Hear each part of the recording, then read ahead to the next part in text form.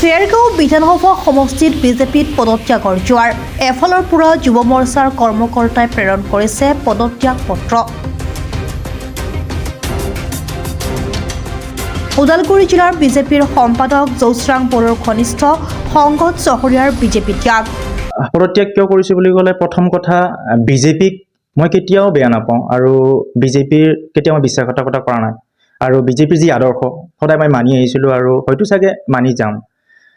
আজি পদত্যাগ কৰাৰ আঁৰত সমাজৰ বিশেষকৈ মোৰ সমাজৰ মানুহে মোৰ বন্ধুবৰ্গই আৰু বিজেপি পাৰ্টিত বিশেষকৈ ভালে সংখ্যক মোৰ শুভাকাংক্ষীয়ে মোৰ কিবা হোৱাটো বিচাৰে বা সমাজৰ কাৰণে মই কিবা এটা কৰাটো বিচাৰে, কিন্তু মই সেই সুযোগকণ নাপালোঁ।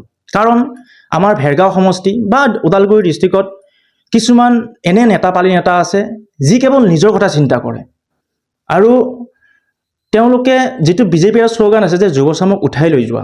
আজি বিশেষকৈ মই এজন ইকনমিক্সৰ মাষ্টাৰ কৰা ল'ৰা, দিল্লীত NSD কৰি অহা ল'ৰা, আৰু সেই হিচাপে মই যিখিনি সুবিধা পাব লাগিছিলে বা সমাজৰ কাৰণে কাম কৰিবৰ কাৰণে যিখিনি সুবিধা পাব লাগিছিলে সেইখিনি সুবিধা মই নাপালোঁ। আৰু তাৰ লগতে যিটো আমাৰ তেওঁলোকে যিমান কাম আহক যিমানখিনি পদ আছে ভাল পদ তেওঁলোককে লাগে, তেওঁলোকে কৰক, কোনো আপত্তি নাই। বেছিকৈ দুখ লাগে আৰু হয়তো মোৰ কেতিয়াবা একচুৱেলি হাঁহি উঠে। ৰিচেণ্টলি MLD ফাণ্ড ৰিলিজ হ'ল।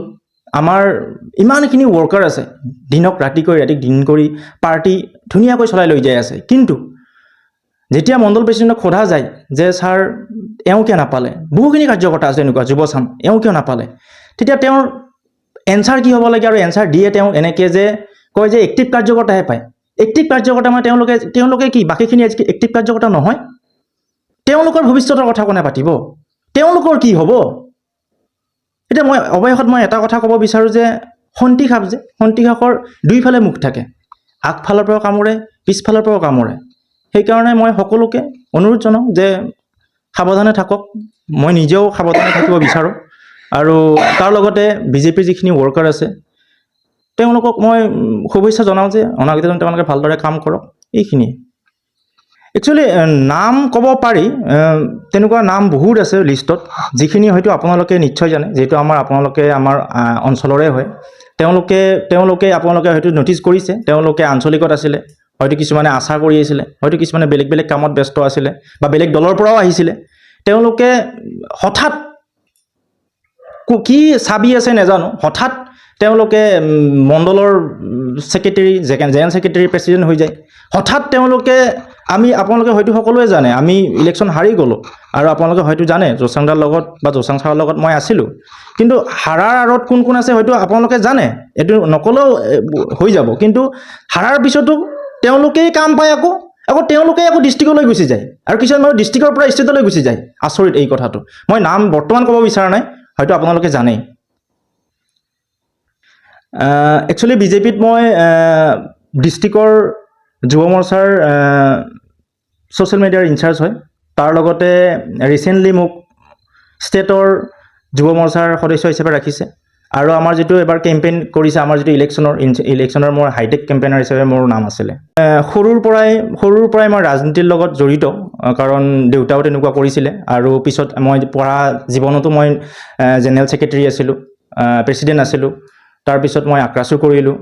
তাৰপিছত মোৰ এক্সট্ৰা এটা জীৱন গুচি গ'ল। মই যিহেতু NSD পাছ আউট, সেই লাইনটোত মই গুচি গ'লোঁ। আৰু কিন্তু মোৰ ষ্টেজত ৰাজনীতিটো সোমাই থাকে, প্ৰত্যেকৰ ষ্টেজত থাকে আৰু একচুৱেলি সকলো ৰাজনীতি কৰিব লাগে। আৰু একচুৱেলি বৰ্তমান যিহেতু ৰাজনীতিতে আছোঁ, চাওঁ দুদিনমান কি হয়, ৰাজনীতিটো কৰিবই লাগিব। ভাল সুবিধা পাই গুচি যাবা? ভাল সুবিধা মানে চাওক, ভাল সুবিধা মানে মোৰ ব্যক্তিগত কোনো স্বাৰ্থ নাই।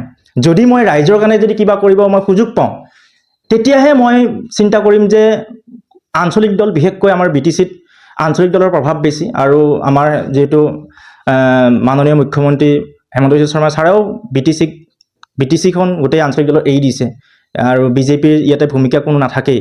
সেইকাৰণে চিন্তা চৰ্চা কৰিম, যদি ভাল সুযোগ পাই ৰাইজৰ কাৰণে কাম কৰিব পাৰোঁ তেতিয়া মই চিন্তা কৰিম। ওদালগুৰিৰ পৰা চিন্ময় ডেকা ৰিপৰ্ট, প্ৰাত টাইম ডিজিটেল। শদিয়াৰ পৰা ধুবুৰীলৈ, বৰাকৰ পৰা ব্ৰহ্মপুত্ৰলৈ সকলোৰে মাজত চিনাকি এটা নাম প্ৰাত টাইম। থলুৱা ভাষা কৃষ্টি আৰু সত্য বাতৰিৰ আধাৰত প্ৰতিষ্ঠিত খবৰ প্ৰাতঃ টাইমৰ প্ৰতিটো বা বাতৰি পুংখানুপুংখভাৱে চাবলৈ Facebook, YouTube, website, Twitter, Instagram আৰু ব্লগাৰ পেজত লাইক আৰু ফ'ল'